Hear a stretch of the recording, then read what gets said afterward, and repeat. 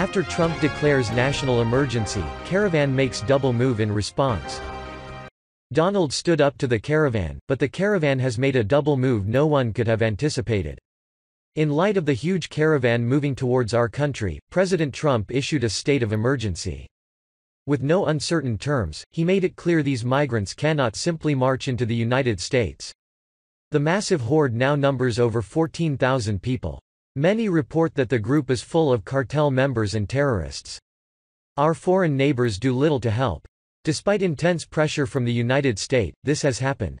From Reuters. A group of more than 1,000 Central Americans in Guatemala headed toward the Mexican border on Tuesday as the first caravan of migrants paused in southern Mexico on its planned journey toward the U.S. border.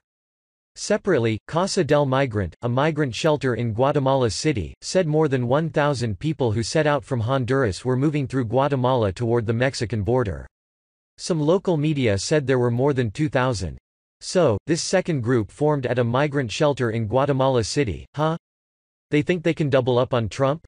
This suggests it wasn't a grassroots, organic movement, but something planned by a larger organization.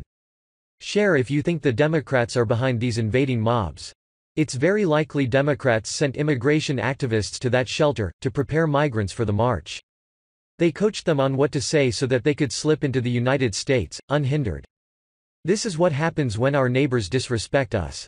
For years, Obama did nothing. He let the world walk all over us.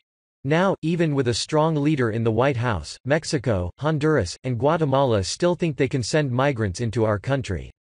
This is a crucial moment for our national security. If these caravans can get into the country, there will be no end to it. Groups from across South America and beyond will think they can simply march into our country, with zero consequences. Trump has called up the military. But if the group doesn't disperse before it reaches the border, there is little that can be done to stop them. This international crisis is entirely the left's fault. Their weak immigration enforcement, sanctuary cities, and activists have created this nightmare. A nightmare that won't end until the wall is up. How many more caravans need to form before this circus is ended? How many more disasters have to happen, before Democrats are ejected from office? Have you shared this story yet? The media is not reporting this second caravan at all. Share this story if you support President Trump and his efforts to stop this caravan with the military.